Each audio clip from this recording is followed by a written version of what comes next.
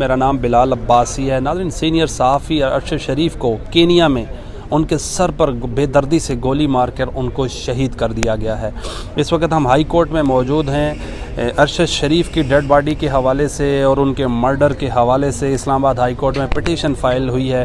Barrister Shoaib Razzaq साहब ने ये पिटीशन फ़ाइल की है अरशद शरीफ की वालदा के इमा पर कि उनका मर्डर कैसे हुआ, उनको मुल्क क्यों छोड़ना पड़ा, उनको दुबई भी नहीं रहने दिया गया। बहुत शुक्रिया बैरिस्टर साहब, बहुत बड़ी खबर है और आप भी सुबह सुबह हाई कोर्ट आ गए। पहले बताएं अरशद शरीफ के साथ ये क्या वाक़या पेश आया केनिया में? उनके साथ ये हुआ कि जी वो नैरोबी से बाहर कोई तकरीबन 2 किलोमीटर दूर गाड़ी में जा रहे थे थोड़ी देर के लिए, तो उनकी गाड़ी में और लोग भी थे।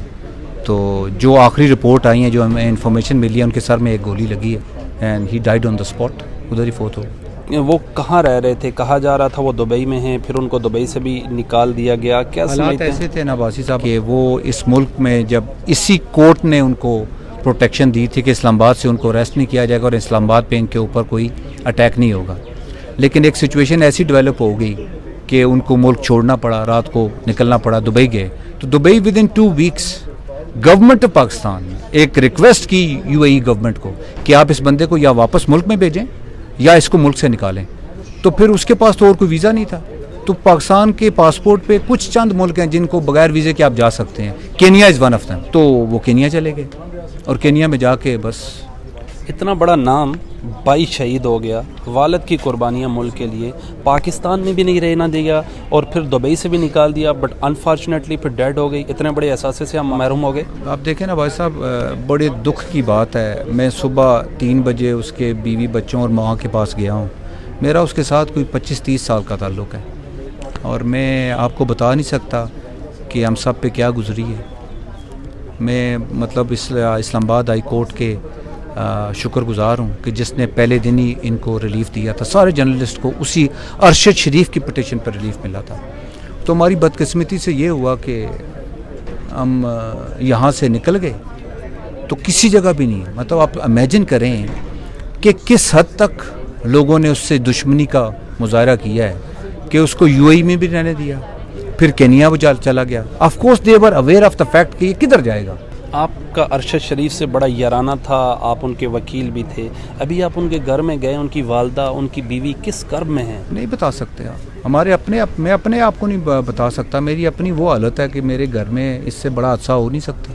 मेरे बीवी बच्चे उनके घर में बैठे हुए हैं। अब आपने चीफ जस्टिस साहब से क्या दरख्वास्त कमीशन मांगा है और मैंने कहा है कि हमें डेड बॉडी दे दें। माँ की एक ही ख्वाहिश है। सुबह 4 बजे माँ एक ही चीज़ मांग रही थी, मेरे बेटे को ले आओ।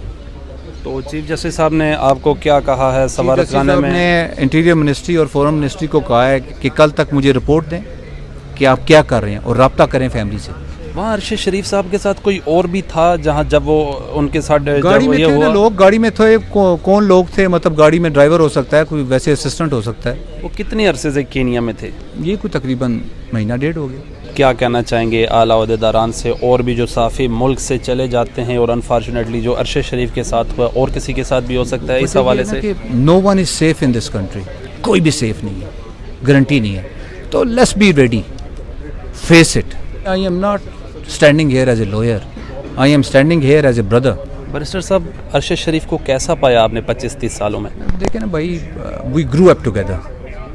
हमने एक दूसरे को के साथ बड़े हुए, फैमिली के साथ बड़े हुए। अभी तक फ़िलहाल कुछ इल्म नहीं हो सका, कुछ मालूमात नहीं हो सकी और अरशद शरीफ के साथ वहाँ पर कोई अपना बंदा नहीं था। यही तो प्रॉब्लम है, यही तो प्रॉब्लम है, क्योंकि उसने अपनी लोकेशन भी छुपाई हुई थी।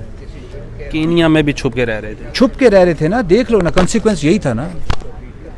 केनिया में भी खतरा था, इसीलिए तो ही वाज टारगेटेड ना। गाड़ी में और लोग भी थे। मौत की खबर किसने दी आपको सबसे पहले? हमें तो मीडिया से ही खबर पता चली है। It is very unfortunate. हम आपके दुख में बराबर के शरीक हैं। बहुत शुक्रिया जी। मेरे साथ मौजूद हैं सीनियर सहाफ़ी और अरशद शरीफ को बड़े करीब से जानने वाले उनके दोस्त मोहित पीरज़ादा। सुबह इस्लामाबाद हाई कोर्ट में आकर इन्होंने पिटीशन फ़ाइल की है वकील के साथ। पीरज़ादा साहब, पहले तो अरशद शरीफ की ऐसी मौत के बारे में क्या कहना चाहेंगे आप? बहुत अफसोस हुआ, बहुत दुख हुआ, बहुत पैट्रियाटिक, बहुत नेशनलिस्टिक पाकिस्तान की मीडिया का और पाकिस्तानी जो पब्लिक लाइफ है उसका बहुत ही इम्पोर्टेंट फेस, बहुत ही इम्पोर्टेंट फिगर। मुझे जब सुबह 3 बजे ये पता चला तो मैं मतलब आई वाज शॉक्ड। मैं तो सोच भी नहीं सकता था। मैंने जब पहले ट्वीट्स देखे किसी ने मुझसे पूछा कि क्या बात है, ये सही है? तो मैंने जब ट्वीट्स देखे तो मैंने सोचा कि ये कोई डिसइन्फॉर्मेशन है, ये कोई रूमर है, ऐसा हो नहीं सकता। ये मतलब बहुत मुझे अनहोनी बात लगी। फिर मैंने मेहर बुखारी का ट्वीट देखा, फिर मैंने इमरान रियाज का देखा, इमरान रियाज खान को कॉल किया, फिर फाइनली मेरी उनसे बात हो गई। वो रो रहे थे, रोते रोते उन्होंने मुझे बताया कि मोहित भाई ये बात सही है और मुझे पता चला है उनके साथ जो शख्स था उसने यहाँ पाकिस्तान में किसी को बताया है, ये एक स्नाइपर जॉब थी, किसी ने बाहर से, वो गाड़ी में ट्रैवल कर रहे थे, वो ड्राइवर के साथ बैठे हुए थे, ड्राइवर को शूट नहीं किया गया, स्पेसिफिकली उनको हेड पे टारगेट किया गया जैसे कि असैसिनेशन में, प्रोफेशनल असैसिनेशंस में होता है। और चूँकि हेड इंजरी थी, उनकी मौके पर डेथ हो गई है।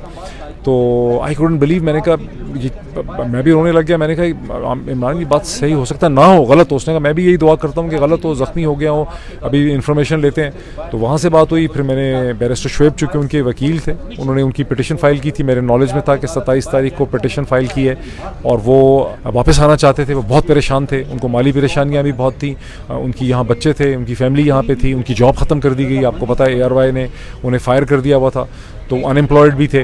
जो यूट्यूब चैनल भी उन्होंने बनाया था वो भी गालिबन जो था उसको मोनेटाइज नहीं हो सका था, बिकॉज एड्रेस उनका डिफरेंट था आई कार्ड पे। आपको पता है उसको मोनेटाइज करने के लिए आपको गालिबन नेशनल ID कार्ड के एड्रेस और लोकल एड्रेस को मैच करना पड़ता है। सब उनकी दुश्वारियों का मुझे पता था और मेरे जहन में यही था कि शायद जब सुबह खबर सुनी है तो शायद वो आए होंगे और गिरफ्तार हो गए हैं। तो जब मुझे ये सारा पता चला, मैंने कॉल किया और फिर मैंने बैरिस्टर शुएब को उठाया। ये सोए हुए थे, मैंने इनको बताया, ये बहुत परेशान हो गए। उन्होंने कहा मैं तुम्हारे घर आ रहा हूँ। ये मेरे घर पहुँचे, थोड़ी देर में उन्होंने कहा कि उसके घर चलें। उतनी देर में ARY की और टेलीविज़न ख़ास करके ARY की स्क्रीन पे आ रहा था कि अरशद शहीद हो गए हैं, इन्ना लिल्लाहि व इन्ना राजिऊन, लेकिन साथ ही आ रहा था कि हादसे में शरीक हुए हैं। अब वहाँ से मैंने देखा कि 60 ट्वीट्स आ रहे थे कि शुरू में टेलीविज़न चैनल्स ने ये कहा कि नहीं उनको गोली लगी है, ये एक असैसिनेशन जॉब थी। फिर टेलीविज़न चैनल्स ने अपनी खबर को बदला और उन्होंने कहा कि वो जो है उनका ये हादसा हुआ है। ये बजाते खुद एक बहुत इंपॉर्टेंट पॉइंट है कि जबकि इंटरनेशनल मीडिया से खबर आ रही थी, ट्विटर से खबर आ रही थी कि ये एक असैसिनेशन जॉब है और हेड इंजरी हुई है, गोली मारी गई है, तो पाकिस्तानी टेलीविज़न चैनल्स जो पहले कह रहे थे कि गोली मारी गई है, उन्होंने हादसे की बात क्यों की? उनको किसने कहा? अब अगर जब जुडिशल कमीशन बनेगा तो जुडिशल कमीशन को टेलीविज़न चैनल्स को ARY और जियो को बुला के उनसे पूछना पड़ेगा कि जब आपने पहले खबर दी उनकी फुटेज में, तो पहले आपने कहा कि ये इसे कहते हैं शूटिंग इंसिडेंट है और अब आप कह रहे हैं कि ये हादसे की, तो क्या वजह है? वही सब आप कह रहे हैं कि उनके साथ गाड़ी में और भी लोग ट्रैवल कर रहे थे, वो लोग कौन थे ट्रैवल करने वाले और पाकिस्तान में किसने ये कंफर्म खबर दी? कि जुडिशल कमीशन में बात सामने आएगी। मैं ज़ाती तौर पे तो उनसे टच में नहीं था, लेकिन जो मुझे पता चला, चूँकि मैं फिर उसके बाद उनके घर गया, तो मुझे यही पता चला कि जब उनको गोली लगी तो वो ड्राइविंग सीट के साथ वाली सीट पे बैठे थे, फेरो सीट पे, और ड्राइवर ने जो भी उनको गाड़ी चला रहा था उसने किसी को पाकिस्तान में, उनकी फैमिली में किसी मेंबर को इतला दी कि उनको गोली लग गई है, उनकी डेथ हो गई है और उनको वो हॉस्पिटल लेके गया। तो इस तरह से ये बात जो है ये डिस्क्लोज़ हुई है। और अगर जुडिशल कमीशन बनता है इंशाल्लाह तो जुडिशल कमीशन फिर इसको ट्रेस करेगा, सारे फैक्ट्स को एक स्टेज पे इकट्ठा करेगा ना। पीरज़ादा साहब, आपके साथ भी ख़तरात हैं, आपको भी मुल्क में ख़तरा है और जुडिशल कमीशन बने तो इससे आपको भी फ़ायदा होगा और अरशद शरीफ साहब के बारे में पता चलेगा। अरशद शरीफ को कैसा पाया आपने? अगर एक मुल्क में रूल ऑफ लॉ नहीं होगा, वहाँ ऑर्डर नहीं होगा, वहाँ पर किसी की ज़िंदगी महफूज नहीं होगी।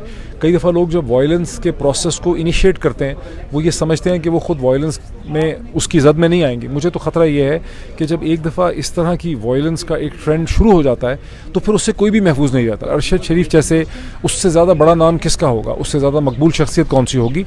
और बहुत, मैं ये कहूँगा कि जो चीज़ अरशद शरीफ के बारे में मुझे कई दफ़ा लगता था कि he was an over zealous patriot. उनके भाई शहीद हुए, एक आर्मी ख़ानदान से उनका ताल्लुक़ था, वालिद साहब उनके कर्नल थे, दूसरे भाई भी उनके कर्नल थे जिनकी डेथ हुई है, एक मिलिट्री की फैमिली से उनका ताल्लुक़ था। तो बहुत ही पैट्रियाटिक, बहुत ही नेशनलिस्टिक, और आपने देखा उनके टेलीविज़न प्रोग्राम्स कितना ज़्यादा उन्होंने अफवाज पाकिस्तान के साथ जाके प्रोग्राम किए, बॉर्डर एरियाज़ में उन्होंने प्रोग्राम किए, अफगानिस्तान के बॉर्डर पर प्रोग्राम किए, फाटा में प्रोग्राम किए। आपने पीरज़ादा साहब अभी इस्लामाबाद हाई कोर्ट में क्या पिटिशन फाइल किया? देखिए, मैं तो को पिटिशनर बैरिस्टर शुएब रज़ाक साहब ने जो पिटिशन फाइल की है अभी ओरल, मैं उसमें को पिटिशनर हूँ। और पिटिशन यही है कि इस्लामाबाद हाई कोर्ट फौरी तौर पर एक जुडिशल कमीशन कायम करे जो इन तमाम फैक्ट्स को देखे कि वो क्या वाक़यात थे या सूरत हाल थी जिसमें अरशद शरीफ जैसे प्रोमिनेंट मीडिया पर्सन को और टेलीविज़न एंकर पर्सन को पाकिस्तान छोड़ना पड़ा, पाकिस्तान छोड़ के UAE जाना पड़ा, वहाँ से फिर यहाँ जाना पड़ गया कीनिया। तो इन सब फैक्ट्स को जुडिशल कमीशन देखेगा ताकि हक़ाइक़ की एक पिक्चर जो है। अरशद शरीफ की वालदा को आप मिल कर आए, इस दुख में पाया उनको आपने? देखिए, मैंने दुख में तो उनको पाया ही, लेकिन मुझे बहुत ताज्जुब भी हुआ कि मैंने देखा कि वो बहुत कंपोज थी, बहुत मरबूत थी और वो वहाँ मसलसल ये तकाजा कर रही थी, लोगों से इंस्ट्रक्शंस देनी थी कि बेटे गेट का ख्याल रखें, जो लोग ताज़ियत के लिए आ रहे हैं, कंडोलेंसेस के लिए आ रहे हैं, उनको रास्ता मिलना चाहिए। और उनको सबसे ज़्यादा कंसर्न ये था कि अरशद की मैयत जो है उसको फौरी तौर पे पाकिस्तान लाया जाए। उन्होंने कहा बेटे जो हो गया था हमें हकीकत को तस्लीम करना है, एक चीज़ हो गई है, ये अब एक हकीकत है और अरशद की मैयत को एयरपोर्ट पे आना चाहिए, हमें मैयत चाहिए अरशद की, यानी अरशद की बॉडी चाहिए, ये उनका इसरार था।